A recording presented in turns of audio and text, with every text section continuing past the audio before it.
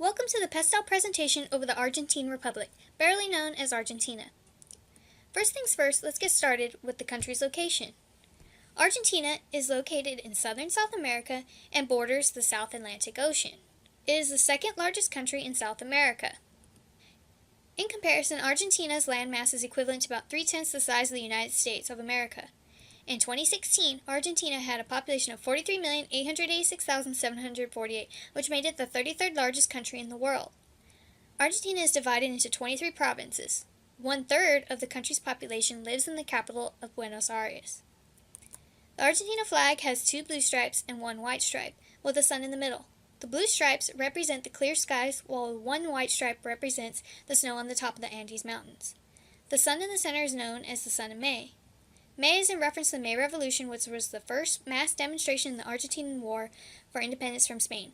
The features of the sun represent the Inca sun god Inti. Let's take a look at Argentina's political system. Since declaring independence, Argentina has been plagued with decades of political and economic turmoil and struggles for power between military dictatorship and government rule.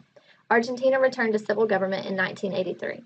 The president serves as chief of state, head of government, and commander-in-chief, elected directly by the people. The government system is similar to the United States in that it is based on separation of powers between the executive, legislative, and judicial branch. The current president, Mauricio Macri, serves as Argentina's 53rd president and assumed office in December 2015. Macri is a political conservative and former mayor of Buenos Aires. Since taking office, he has moved to end the country's isolation from financial market by settling part of its outstanding debt, which the previous president had refused to pay. He is also steering the country closer to the United States. Former President Barack Obama visited Argentina back in March 2016 to improve relations and relieve tension in trade and investment.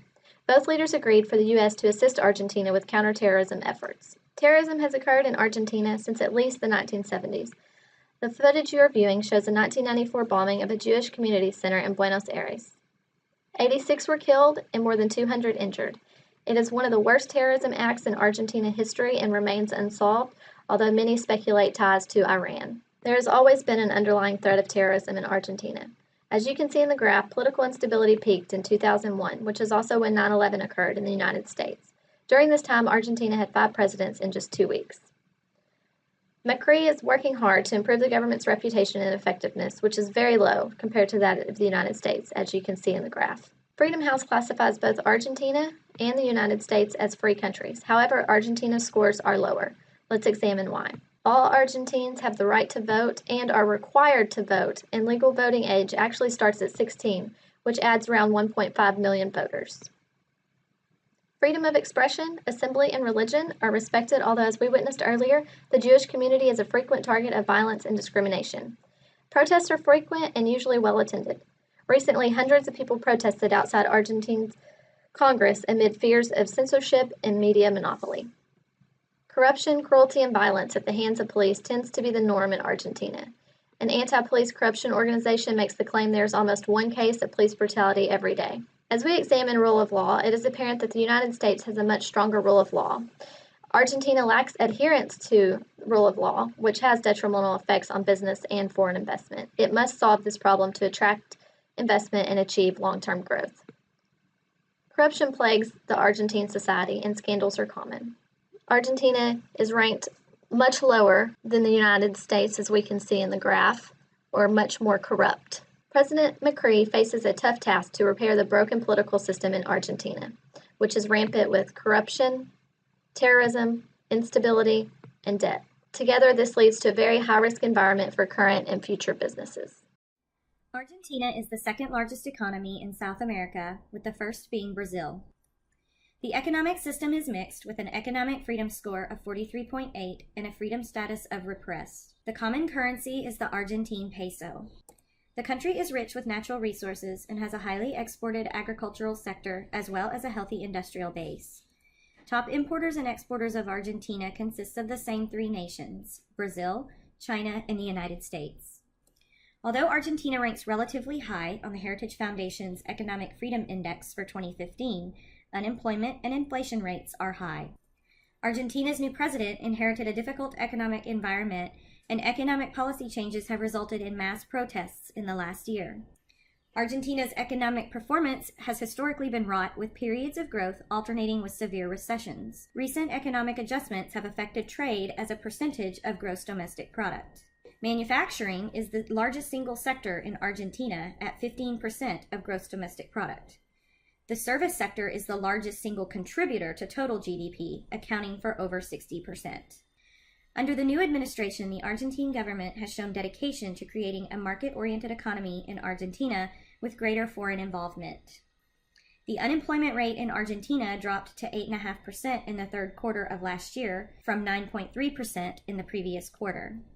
Gross national income per capita at purchasing power parity of Argentina is lower in relation to the United States, and gross national income is also lower than the U.S., with the numbers remaining steady for the last decade. Spain has the highest foreign direct investment in Argentina, followed by the U.S. and China, with total FDI inflow totaling $6.6 billion. Foreign direct investment outflow in Argentina is divided nearly evenly between manufacturing at 36%, natural resources at 34%, and services at 30%. Argentina's sociocultural aspects. Both Argentina and the United States have experienced a decline in population growth over the past 15 years. However, Argentina's population growth declined at a slower rate than the United States. The population pyramid divides Argentina's population by age and gender. Almost 80% of the population is under the age of 55. Overall, there are more females than males. However, the population under 40 consists of a larger number of males to females. A switch occurs after the age of 40 since females tend to live longer than males. Breaking down ethnicities. Majority of the population consists of whites who are of Spanish and Italian descent. The remainder of the population are mestizo, which are individuals of Amerindian origin. Majority of Argentina identifies as Roman Catholic, while most Americans identify as Protestant. The Roman Catholic Church actually elected a cardinal from Argentina to be the new pope in 2013. The most widely spoken language in Argentina is Spanish, while most Americans speak English. However, there are numerous spoken languages in both countries due to mass immigration from Europe and other countries to the Americas. Based on the PISA scores from 2015, Argentina ranked lower than the United States in science, math, and reading. Hofstede's breakdown of cultural dimensions has 6 categories. Let's start with power distance. Argentina lies in the middle of the spectrum for power distance. To some degree, they accept hierarchical order while still maintaining a degree of equality between subordinates and leaders. Next up is individualism. Argentina is more likely to work together collectively as a group to accomplish goals, as opposed to the United States, which emphasizes independence and self-reliance. Masculinity versus femininity. Society in Argentina lies more towards the masculinity side of the spectrum. They have a preference for competition, achievement, and material rewards for success. Uncertainty avoidance. Society in Argentina is more likely to prefer standardization and detailed written instructions. They like to avoid risks as much as possible.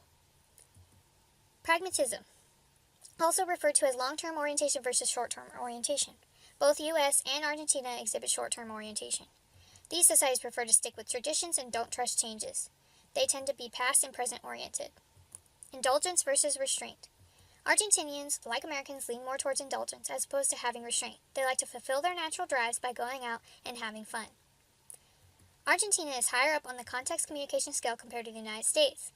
Argentina is more likely to be vague and indirect in verbal communication compared to the United States. They use inferences, gestures, and nonverbal communication with one another, like this man using hand gestures. Argentina's poor innovative environment is a big obstacle to entrepreneurship, and they perform lower than other G20 countries with respect to research and development. The country invests relatively low in research and development, spending only about 1/3 of the amount of the G20 average. The last administration invested in technology and education and grants, but the new president has worried citizens with talk of cuts to this budget. Members of Argentina's National Commission for Scientific and Technical Research, CONICET, issued a communique in which they point out that since 2003 the government doubled the budget for science and technology and the total amount of scholarships increased by 400%, and they call for the continuation of such policies. The production of scientific and technical journal articles has also remained stagnant in recent history compared to the United States, and Argentina has a relatively low number of researchers. The reasons for limited technological advancements is blamed primarily on volatile economic policy, inflation, tax laws, and political climate change. For the environmental Argentina indexes, Argentina ranks much lower than the United States on the Environmental Performance Index. However, on the Environmental Indicator score for 2016, they're pretty comparable with the United States ranking. With the 2016 EPI, Argentina ranks overall 43 out of 180. In comparison to the United States, agricultural land is much higher, CO2 levels is much lower, and the forest land is much lower as well. The annual freshwater withdrawals for the total is vastly lower from the United States. Welcome to the final portion of the PESTEL model for Argentina, the legal environment. Argentina has a well-established court system like the United States. In Argentina, however, their tracks are national, like our federal, and provincial, similar to our state courts. At the top of the legal system is the Supreme Court of Argentina, made up of 5 appointed members, including a female Chief Justice, whose rulings cannot be appealed. Below them are 17 appellate courts and federal districts like magistrates and other national interests. As shown on this slide, at the provincial level, like us, there are first instance courts, like our state district courts, for labor, criminal, and civil cases. An appellate court, just like Texas, finally ending up in the provincial Supreme Court, just like the Texas Supreme Court. In Argentina, a structured hierarchy of legal dictates are available for the judges to consider when hearing cases. Unlike America, Argentina courts operate under a single judge or occasionally a tribunal of judges to consider cases in respect to those documents. Additionally, like the U.S., the Supreme Court hears constitutional cases using their constitution and treaties as a basis for ruling and occasionally overturning laws. Lower courts use a complex set of legal codes that date back to the country's development. Recently, the judicial branch of government undertook a major reform initiative to modernize their legal codes, which were introduced last year with implementation expected to be phased in at the beginning of this year. The entire legal system operates under a civil law structure as opposed to the United States common law. Here, judges listen to cases solely based on their merit and the skill of the attorney, and decide outcomes based on his or her interpretation of the law. There are no juries. Once a case is decided, it sets a precedent which other judges may choose to follow if the circumstances of the case warrant. Judges' decisions are captured as essentially new laws, however, following earlier precedents are based solely upon the judge's discretion. So, as we've compared and contrasted Argentina's legal system against the American common law and courts, how does Argentina really compare based on an impartial review of cases, as well as against global legal systems? Since 2007, a group known as the Property Rights Alliance publishes an index based on the country's adherence to physical and intellectual property rights of the people. Although Argentina's index scores are lower than America's, it's important to note that although slightly diminishing recently, the country maintains a fairly stable legal environment, albeit a little lower than the United States.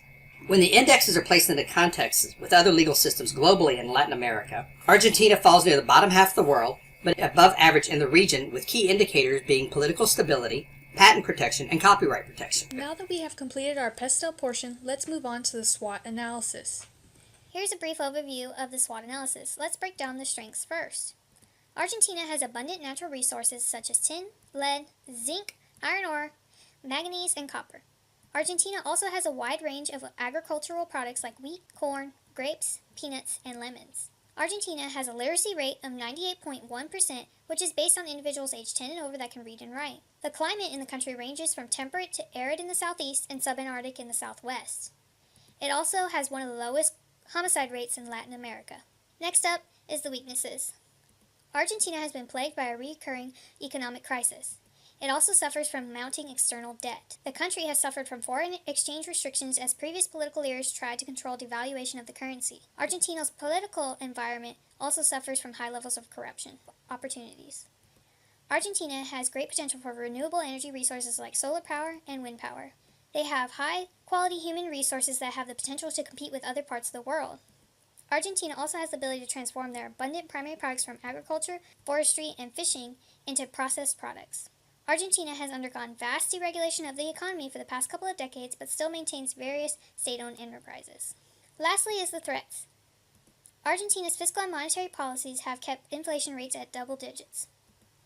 Trade unions have been known to solicit bribes from employers by threatening to go on strike. Argentina's government interference has also resulted in decreasing attractiveness of the country's market, especially in the farming sector.